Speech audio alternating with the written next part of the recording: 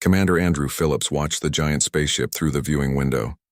His heart beat faster as the Zentari diplomatic vessel moved closer to Space Station Liberty. The ship was 3 times larger than the biggest human spacecraft ever built. Its dark metal hull reflected the stars around it. Small lights blinked along its sides, showing where different levels and rooms were located inside. "They're requesting final docking clearance, sir," said Lieutenant Olivia Grant. Her voice was steady, but Andrew noticed her fingers trembling slightly as she worked at her control station. "Give them permission to dock at Bay 12, Andrew said. He straightened his uniform and checked his reflection in a nearby screen. After 20 years in the United Earth Space Force, this moment would define his career, and possibly the future of humanity. The Zentari were the first alien species humans had ever made contact with. For 30 years, the two civilizations had only communicated through video messages and data exchanges. The aliens were extremely private about their culture and appearance. They refused face-to-face meetings until now. 3 months ago, the Zentari had suddenly requested a diplomatic tour of Earth and its space stations. They wanted to evaluate humans as potential trading partners and allies. After decades of isolation, this was humanity's big chance. "Commander, the diplomatic team is arriving at the docking bay," said Lieutenant Grant. Andrew nodded and left the control room. He walked quickly down the curved hallway toward Bay 12. His footsteps echoed against the metal floors. Other crew members moved out of his way, their faces showing a mix of excitement and fear. When he reached the bay, he found Lisa Simmons already waiting there.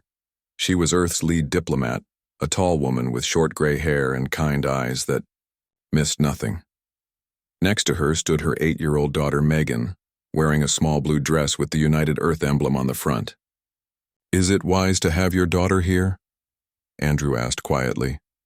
Lisa smiled. The Zentari specifically requested children be present. They believe seeing how a species treats their young reveals their true character. Apparently, they include their own offspring in all important ceremonies. Andrew looked at Megan, who was trying her best to stand still and look serious. She was a good kid, curious, and bright. He hoped the aliens would see that. A group of 30 people stood behind Lisa. They were scientists, diplomats, and security personnel. Each person had been carefully selected and trained for this historic meeting. Officer Sean Martinez approached Andrew and whispered, "Security teams are in position, Commander. Hidden but ready if needed." Andrew frowned. "This is a diplomatic mission, Martinez. Let's not start the first face-to-face meeting with an alien species by pointing weapons at them." "Just a precaution, sir," Martinez said. His hand rested near his sidearm. A loud hiss filled the air as the airlock between the station and the Zentari ship equalized pressure. Everyone fell silent. The massive door slowly began to open. Andrew held his breath. Humanity was about to see the Zentari in person for the first time. The first alien stepped through the doorway and into the light of the docking bay. Andrew fought to keep his expression neutral, though he heard several people behind him gasp the "Yee." Zentari stood nearly 8 feet tall. Its body was covered in a blue-green exoskeleton that looked like armor, but was actually part of its body. 4 arms extended from its torso, each ending in 3-fingered hands. Its head was shaped somewhat like a human's but with no hair, and large compound eyes that shimmered with rainbow colors. A breathing apparatus covered the lower part of its face, filtering the station's air to match its needs. "Welcome to space. Station Liberty," Lisa said, stepping forward. "I am Lisa Simmons, Earth's diplomatic representative." The alien bowed slightly. When it spoke, a small device on its chest translated its clicking language into English. "I am High Commander Zorak of the Zentari Imperial Fleet. We thank you for hosting our inspection tour." 5 more Zentari followed Zorak through the airlock. Each wore different markings on their exoskeletons, which Andrew guessed showed their rank or job. The aliens moved with surprising grace despite their size and hard outer shells. "These are my senior officers," Zorak said, gesturing with his upper right arm. "They will assess your world's compatibility with ours." Andrew noticed that all the aliens stood in a specific formation, with the smallest one at the back. There seemed to be a strict hierarchy based on size and the patterns on their exoskeletons. Lisa gestured to the human delegation.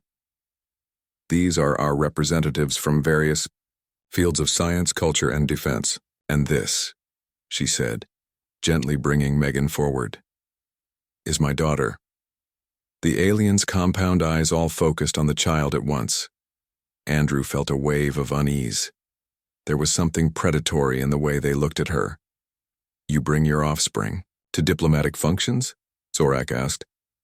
This is good. We too believe the young must learn hierarchy and protocol from an early age. Megan performed a perfect curtsy, just as she had practiced. Welcome to our station, she said in a clear voice. The smallest Zentari at the back made a series of clicks that the translation device didn't catch. High Commander Zorak responded with a sharp sound, and the junior alien immediately lowered all four of its arms and stepped back. Discipline is fundamental to Zentari society, Zorak explained.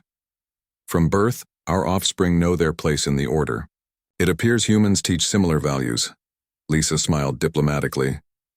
We believe children should learn respect, yes, but we also value their curiosity and individuality. Zorak's head tilted slightly. Curious concept. We shall observe how this works during our stay. Andrew stepped forward. If you'll follow me, we've prepared quarters for your delegation. After you've had time to rest, we'll begin the tour of our facilities. The aliens followed Andrew down the main corridor of the station. Station crew members pressed themselves against the walls, staring openly at the visitors. The Zentari moved, in perfect formation, their footsteps somehow making less noise than they should have for creatures their size. Young Megan walked beside her mother, occasionally glancing back at the aliens with wide eyes. The smallest Zentari, the one Andrew now recognized as Junior Officer Krelzak based on the introduction data, watched the child with obvious interest. Tomorrow we'll show you our hydroponics labs, Andrew explained as they walked. Then our research facilities and defense systems. We are particularly interested in your weapons capabilities, Zorak said. A species' defense technology reveals much about their advancement, Lisa quickly interjected. And we're eager to show you our arts and education facilities as well. Human culture has much to offer in terms of creative exchange. As they reached the specially prepared guest quarters, Andrew couldn't shake a feeling of unease. The Zentari were polite, but something in their manner suggested they viewed humans as lesser beings. Their rigid formation and instant obedience to Zorak's commands reminded Andrew of ants more than people. Rest well, Andrew said, as the door to their quarters opened. Tomorrow begins a new chapter in our species' shared history. Zorak made a gesture with all four hands that might have been a salute. Indeed, Commander Phillips, we shall see what your world has to offer the Zentari Empire. As the aliens disappeared into their quarters, Andrew let out a breath he hadn't realized he was holding. Lisa moved beside him, her diplomatic smile fading now that they were alone. Well, she said quietly, that went better than expected. Did it? Andrew asked. They seem to judge everything based on strength and hierarchy. Lisa nodded. Yes, but they came. After 30 years of distant communication, they're finally here. She looked down at Megan, who was yawning despite her excitement. This is just the beginning. Tomorrow we show them who humans really are. Little did any of them know that tomorrow would change everything. The next morning, Commander Andrew Phillips waited outside the Zentari quarters. He checked his watch again. The aliens had requested to start the tour at exactly 800 hours, and it was now 0759. Punctuality, he had learned from the briefing materials, was extremely important to the Zentari. At exactly 0800, the door slid open. High Commander Zorak emerged with his 5 officers following in perfect formation. Their exoskeletons gleamed as if freshly polished, reflecting the station's lights in blue-green patterns. Good morning, Andrew said. I trust you rested well? Rest is efficient when properly scheduled, Zorak replied. We are prepared for today's inspection. Andrew nodded and led the group toward the elevator that would take them to the hydroponics lab. Lisa Simmons and her daughter Megan were waiting for them when they arrived. Megan wore a simple blue dress similar to yesterday's, but with her hair tied back neatly. She stood very straight, clearly trying to match the alien's perfect posture. Today, we'll show you how we grow food in space, Lisa explained as they entered the huge room filled with plants. This technology will be essential for future deep space missions and potential colony ships. The hydroponics lab was the pride of Space Station Liberty. Rows of lush green plants grew under special lights. The air smelled fresh and earthy. Scientists in white coats moved between the plants, checking instruments and harvesting vegetables.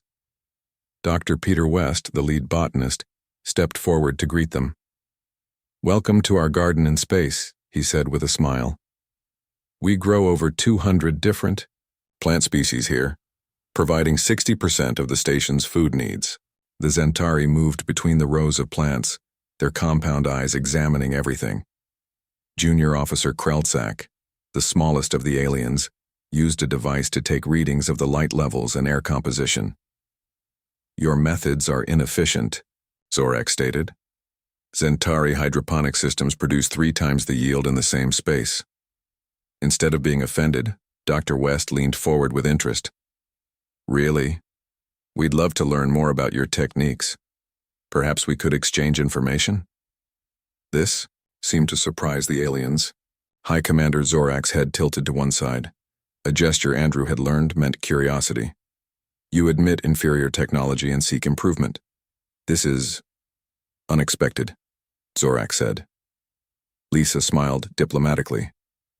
"Humans believe that sharing knowledge benefits everyone. We don't see admitting we have more to learn as a weakness." The tour continued to a section where exotic fruits were being grown. The bright colors and strange shapes caught Megan's attention. Her eyes widened as she looked at a spiky yellow fruit that changed colors when touched. "What's that one called?" she asked Dr. West, pointing to the fruit. "That's a solar berry," Dr. West explained. "It absorbs light differently depending on the spectrum it's exposed to. That's why it changes color when you touch it. Your body heat changes the light around it." Megan was fascinated. She looked up at her mother. "Can I look closer?" Lisa nodded but whispered, "Stay close and don't touch anything without permission." The group moved deeper into the lab, with Dr. West explaining the various experiments. The scientists were developing plants that could grow in different gravities and atmospheric conditions. Some might even be compatible with alien worlds one day. Andrew noticed that Megan was becoming increasingly excited by all the colorful plants. She kept looking at the solar berries, which pulsed with rainbow colors under the lab lights. Despite her mother's instructions, her curiosity was winning over her sense of protocol. When the adults were focused on Dr. West's explanation of oxygen recycling systems, Megan slowly drifted back toward the solar berries. She just wanted one. More look at how they changed colors. Andrew saw what was happening but was too far away to intervene.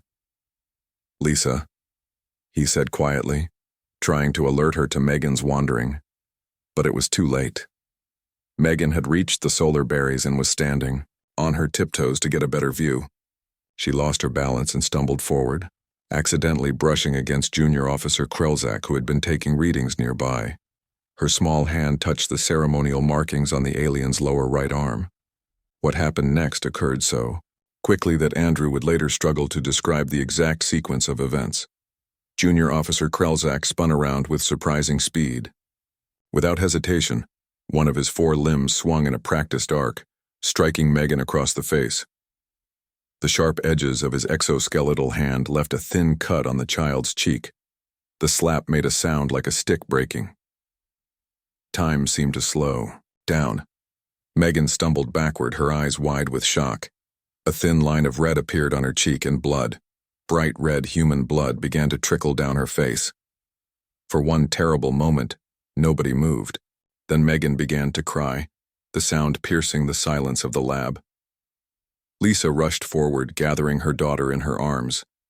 "What have you done?" she gasped, pressing her hand to Megan's bleeding cheek. Andrew moved without thinking. He positioned himself between the aliens and the humans, his hand instinctively moving toward his sidearm before he caught himself. Officer Sean Martinez, who had been following the tour at a discreet distance, was suddenly there with 3 security officers. Their weapons weren't drawn, but their hands hovered near them. "Step back from the child," Martinez ordered the aliens, his voice hard as steel. Junior Officer Krelzak seemed confused by the reaction. He looked to his superior. His head lowered slightly.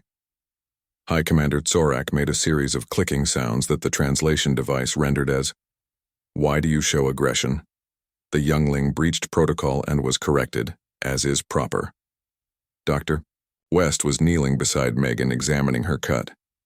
"It's not deep," he said to Lisa, "but we should get her to medical right away." Lisa's face was pale with shock and anger. She lifted Megan into her arms, the child's face buried against her shoulder. Without a word to the aliens, she turned and hurried from the lab. "Diplomat Simmons appears distressed," Zorak observed. Was the correction too severe for a human youngling? Andrew struggled to maintain his diplomatic composure. "In human society," he said carefully, "we never strike children, especially not other people's children." The aliens looked at each other, their compound eyes reflecting confusion. Junior Officer Krelzak made a gesture with his upper arms that might have been uncertainty. "But how do you maintain discipline among your young?" Zorak asked. The offspring touched a superior without permission. "In Zentari society, physical correction is required." Martinez stepped forward, his face tight with anger. "On Earth, that's called assault, and it's a crime." Andrew put a hand on Martinez's shoulder, warning him to stand down. "I think," Andrew said slowly, "we need to pause the tour. There are clearly some cultural differences we need to discuss." "Hi." Commander Zorak's posture stiffened. "If we have violated your protocols, we must return to our quarters until this matter is resolved.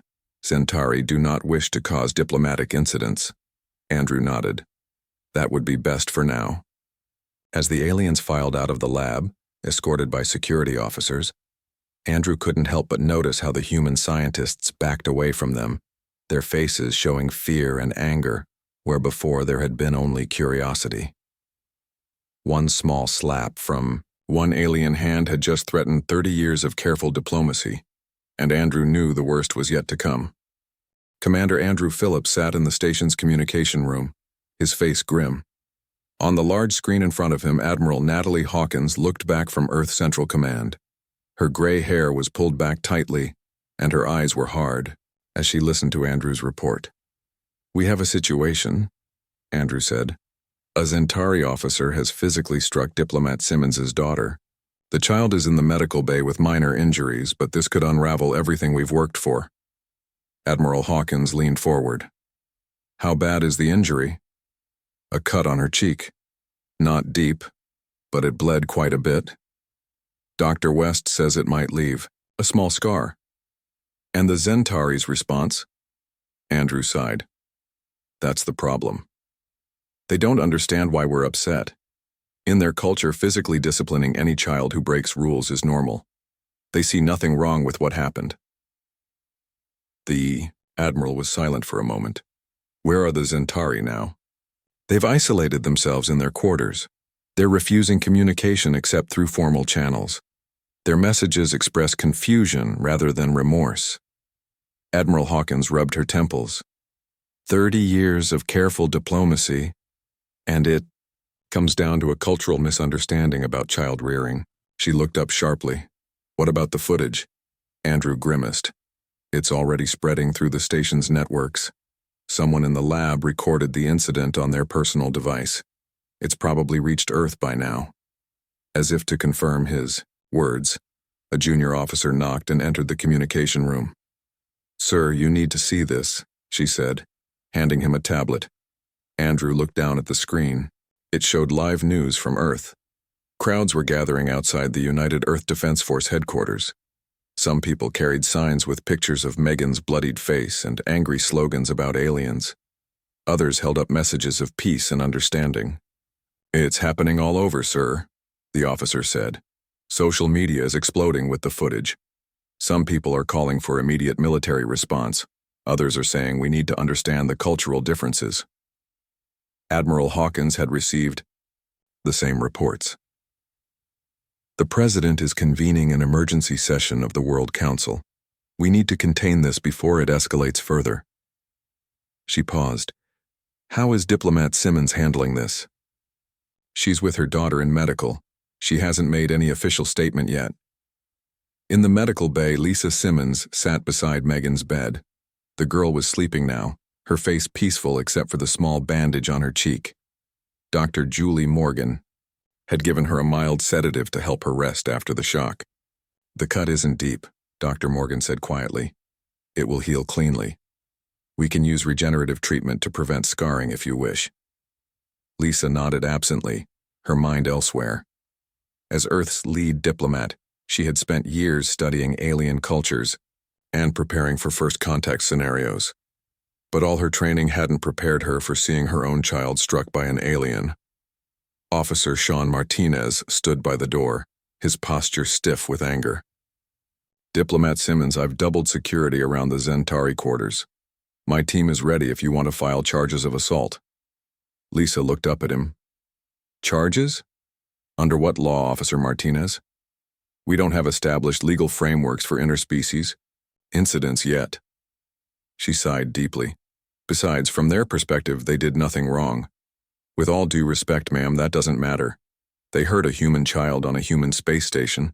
Our laws should apply." Before Lisa could answer, the door opened and Commander Phillips entered with Dr. Kevin Rodriguez, the station's xenoanthropologist. Dr. Rodriguez was a small man with nervous hands and tired eyes. He had been studying the Zentari cultural database. "Since the incident, Diplomat Simmons," Andrew said gently. "How is Megan?" "She'll be fine physically," Lisa said. "Emotionally? I don't know. She keeps asking what she did wrong." Her voice broke slightly on the last words. Dr. Rodriguez stepped forward.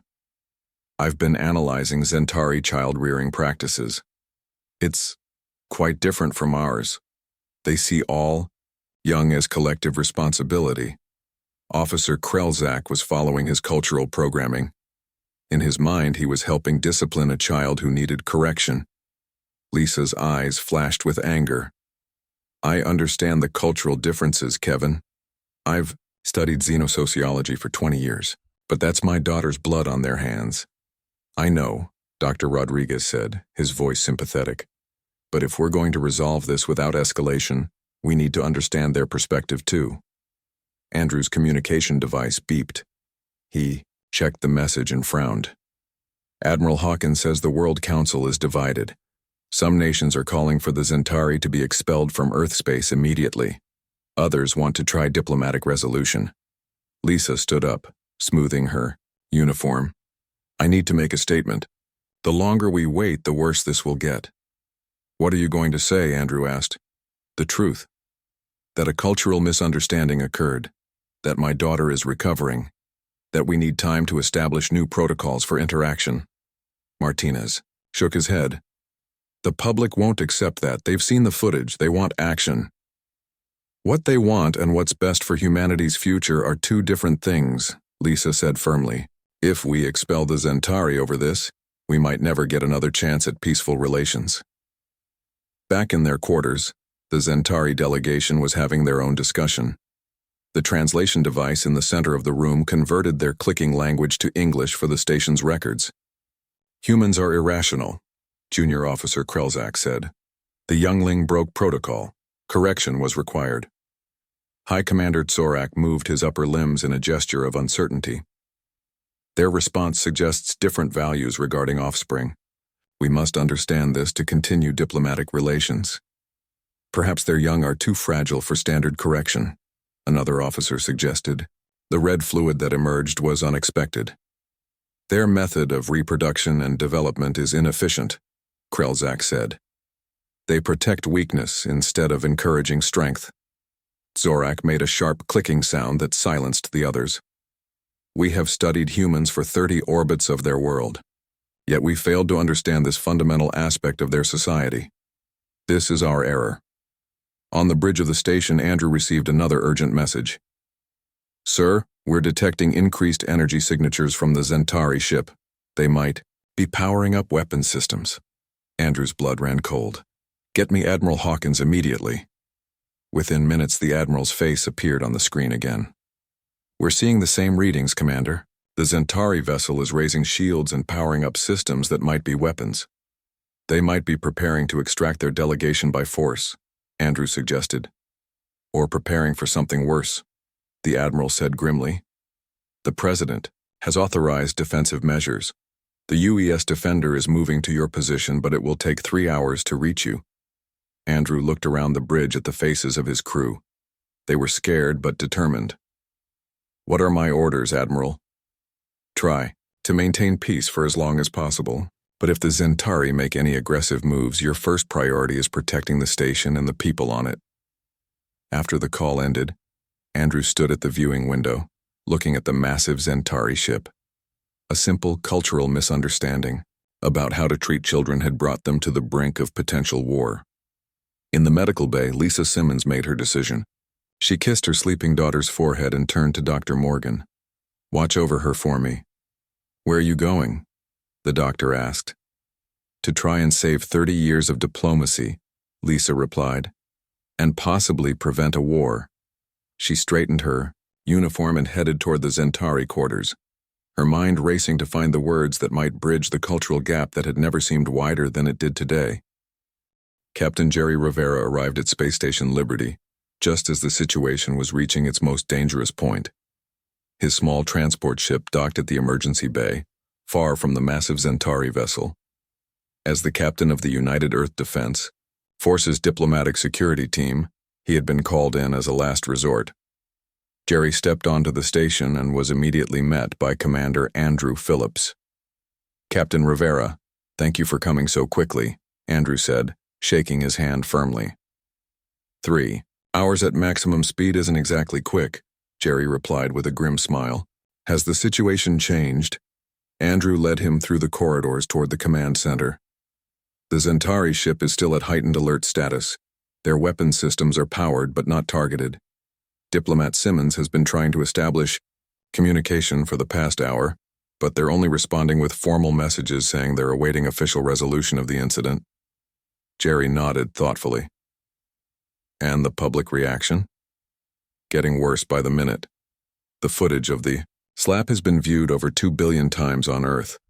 Protests outside UEDF headquarters have grown. Some people are demanding military action.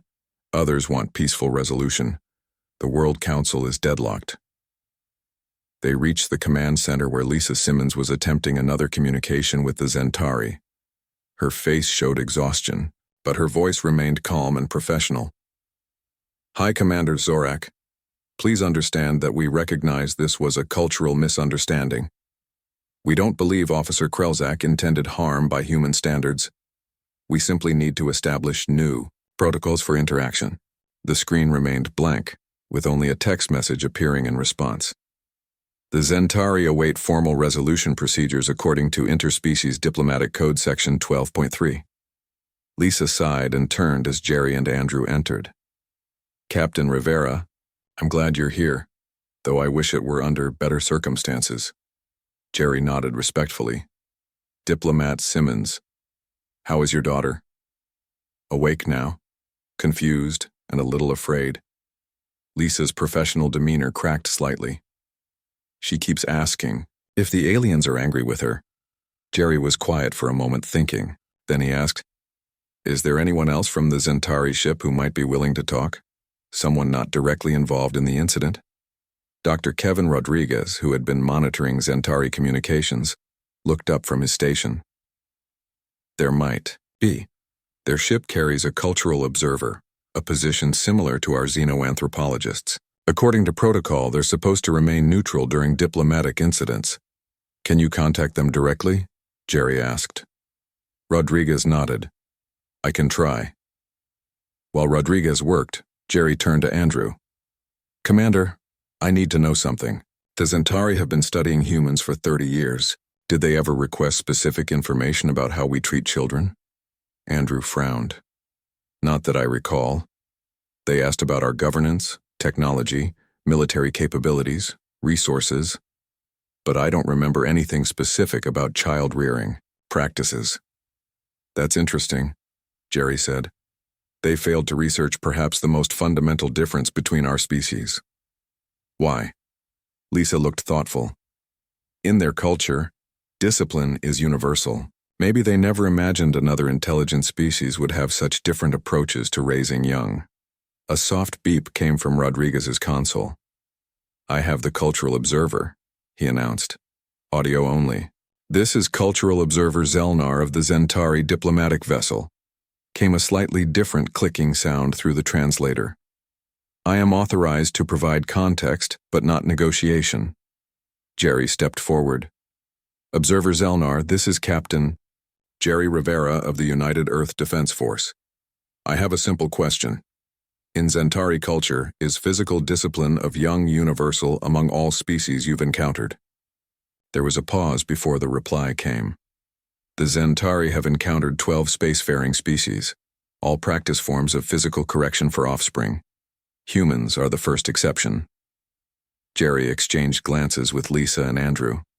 "That explains a lot," he said quietly. Lisa leaned toward the communication system. "Observer Zelnar, would it be possible for High Commander Tsorak to meet with us in neutral territory, perhaps the station's conference room? We wish to demonstrate our approach to child discipline." After a longer pause, the reply came, "I will convey your request." 20 minutes later, Jerry stood alone in the corridor outside the Zentari quarters. He had removed his uniform jacket and wore only a simple black t-shirt and standard pants. Most notably, he was completely unarmed. The door to the Zentari quarters slid open. High Commander Tsorak emerged, followed by his officers. They still stood in perfect formation, but Jerry noticed subtle differences in their posture, a tension that hadn't been there before. "Captain Rivera," Tsorak said, his translator making the clicks sound almost formal. "Your approach is irregular. Protocol requires armed escort for diplomatic meetings after incidents." Jerry looked directly at the alien's compound eyes. "In human society," he explained calmly, "we have a concept called proportionality. Children are protected, not because they are without fault, but because they are still learning. Their mistakes are opportunities for gentle guidance, not physical discipline." Zorak's head tilted in the now familiar gesture of curiosity. "How do you maintain order without physical correction?" "Let me show you," Jerry said. He led the Zentari delegation to the conference room. Inside, a small group waited. Lisa Simmons stood with Commander Phillips and Dr. Rodriguez. But what caught everyone's attention was the 10-year-old boy standing beside them. He had Jerry's dark hair and eyes, and he looked nervous, but determined. "This is my son, Daniel," Jerry said. "He's on the station as part of a school educational program. With your permission, I want to demonstrate how humans handle discipline." Zorak made a gesture with his upper arms that Jerry now recognized as agreement. "We will observe." Jerry turned to his son. "Daniel, I want you to approach each of the Zentari officers and touch their armor. Just a light touch with your hand." The boy's eyes widened. "But Dad, isn't that what got the other kid in trouble?" "Yes, it is. But this is different. This is a demonstration." Jerry turned back to Zorak. "My son will now approach each of your officers and touch their armor. If any of you strike him, I will consider it an act of war and respond accordingly. If you can show restraint, we will consider this unfortunate incident a learning opportunity for both our species." The room went completely silent. Lisa looked alarmed. "Captain, this is highly irregular. Sometimes diplomacy requires risk," Jerry said quietly. "And trust." He nodded to Daniel, who took a deep breath and walked forward. The boy approached the first Zentari officer and slowly raised his hand. The alien's forearms twitched slightly, but remained still as Daniel placed his palm against the blue-green exoskeleton. One by one, Daniel moved to each officer. Each time, the tension in the room grew. When he finally reached junior officer Krelzak, everyone held their breath. The Zentari who had slapped Megan stood rigid, his limbs visibly trembling as the human child's hand touched his armor. But he did not move to strike. When Daniel stepped back to his father's side, Jerry smiled at him proudly. Then he turned to Zorak. "This is how humans demonstrate learning," he said. "We show restraint when it would be easy to react with force. We model the behavior we want our children to learn." Zorak was silent for a long moment. Then he stepped forward and made a formal gesture with all four arms. "The Zentari acknowledge this demonstration," he said. "We have much to learn about human ways. Perhaps your methods of offspring development have merits we had not considered." Lisa stepped forward. "And we have much to learn about Zentari culture. This incident, painful as it was, has shown us that we need better understanding between our species." "Do you wish Officer Krelzak to be punished according to human customs?" Zorak asked. Lisa shook her head.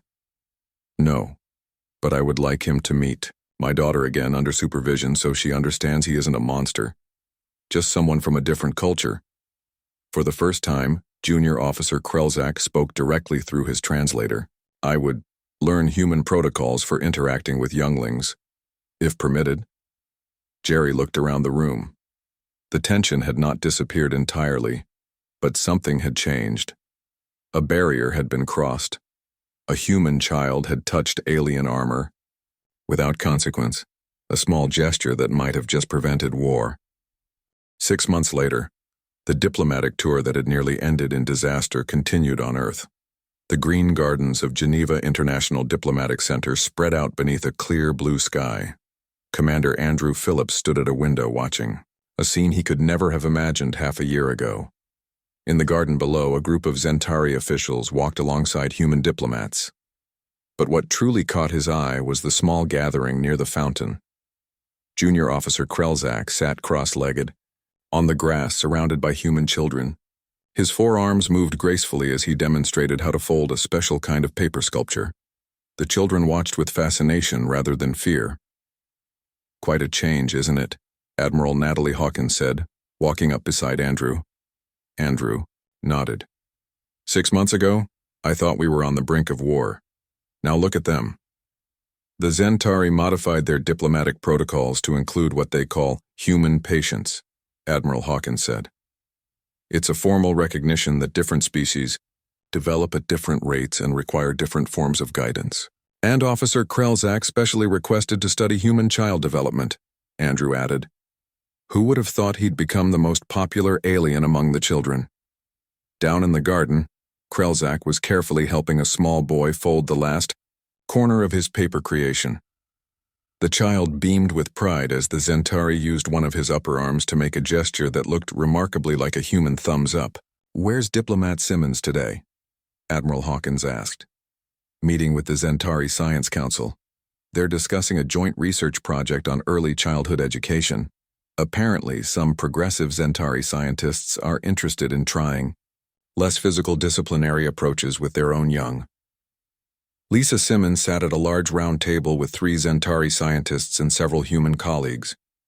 The meeting room was designed to accommodate both species comfortably, with chairs for humans and standing platforms for the taller aliens. "Our preliminary studies suggest that Zentari younglings respond well to verbal correction when it's consistent," said Senior Scientist Vaklar, his translator conveying the clicking sounds into English. "This has surprised many in our scientific community." Lisa nodded. "Children of all species need boundaries and guidance.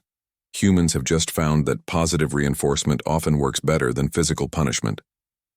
A door opened, and Megan Simmons entered the room with a young Zentari.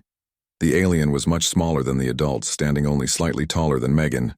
Its exoskeleton was softer and lighter in color. "Mom, Kazil and I finished our project," Megan said excitedly. "Can we show everyone?" Lisa smiled. "Of course." Megan and the young Zentari named Kazil moved to the front of the room. They activated a display screen showing a simple diagram that compared human and Zentari childhood development stages. "As you can see," Megan explained with the confidence of a practiced presenter, "humans take much longer to mature than Zentari. We need about 18 years to become adults, while Zentari only need 8 years." Kazil continued, the young aliens' clicks sounding higher pitched than the adults. "This difference created the misunderstanding 6 months ago. Zentari expect younglings of my age to behave perfectly. Humans allow their children more time to learn proper behavior." Lisa watched with pride as the 2 children presented their findings. On Megan's cheek, a thin white line was barely visible. The scar from Krelzak's slap had faded but not disappeared completely. Megan called it her alien autograph and proudly told the story to anyone who asked about it. After the Ion presentation, the Zentari scientists clicked to each other rapidly, too fast for the translators to keep up. Senior scientist Vaklar finally turned to the humans. The younglings have provided valuable insight, he said. We propose a cultural exchange program focused on child development practices. Selected human and Zentari families would share techniques for guiding young ones. Lisa looked at Megan, who was now teaching Kizil a human hand-clapping game. I think that's an excellent idea. Later that afternoon, Captain Jerry Rivera joined Andrew on a walk through the diplomatic center's grounds. Jerry's son Daniel ran ahead with several other children, both human and Zentari. How's the security detail? Andrew asked. Jerry smiled. Bored, which is exactly how I like it. The Zentari guards have even started playing card games with my team during shift changes. They rounded a corner and came upon Junior Officer Krelzak. He was carefully examining a flower bed with a human botanist who was explaining Earth's plant life. Krelzak noticed them and approached, making the formal greeting gesture that had become familiar to the humans who worked with the Zentari. Captain, Rivera, Commander Phillips, he said. I wish to express gratitude again for your patience during the incident. My understanding of human customs was deeply flawed. Jerry nodded. That's how we learn, Officer Krelzak, through mistakes and then improvement. A most efficient system, Krelzak agreed. I have been studying human child development techniques. They are surprising. Your offspring learn autonomy at a much earlier stage than ours, despite your longer maturation period. Different species, different approaches, Andrew said, but the goal is the same, raising the next generation well. As they talked, a small commotion broke out nearby. A young human boy of about 4 years old had tripped while running and fallen hard on the stone path. Before any of the adults could react, Krelzak moved with surprising speed. The Zentari reached the child first, using all 4 of his limbs to gently help the boy to his feet. His movements were carefully controlled, showing none of the harshness that had characterized his interaction with Megan months before. Are you injured, small human? Krelzak asked, his translator making his clicks sound almost soft. The little boy looked up at the alien, his eyes wide. I'm okay, he said after a moment. You have 4 arms, that's cool. Krelzak made a sound that the translator didn't catch, but it sounded almost like laughter. Yes, very useful for catching falling younglings. The boy smiled and ran off to join his friends again. Krelzak watched him go, his head tilted in the now familiar gesture of curiosity. Jerry and Andrew exchanged glances. The transformation in the Zentari officer was remarkable. That evening, a formal dinner was held to celebrate 6 months of successful diplomacy. High Commander Zorak stood to address the gathered humans and Zentari. 6 months ago, a single action nearly brought our species to conflict, Zorak said. Today we celebrate not just peace but understanding. The universe teaches many lessons. Perhaps the most important is that different paths can lead to the same destination. Lisa Simmons stood next to him, Megan at her side. From the worst moments can come the best opportunities, she said. One misunderstanding almost started a war, but the patience and willingness to learn that followed has secured peace for generations. As the dinner continued, Admiral Hawkins moved to stand beside Andrew. You know, she said quietly, I never thought I'd say this, but I'm glad that incident happened. Andrew raised an eyebrow. Really? Before we were just 2 species tolerating each other, keeping our distance. Now we're actually learning from each other. She nodded toward where Megan and Kizil were teaching a group of Zentari officials a human dance. Sometimes you need a shock to break down walls. Andrew watched as Junior Officer Krelzak carefully helped a human child onto a chair so she could better see the entertainers. The universe, it seemed, had much to teach both species about raising their young together among the stars.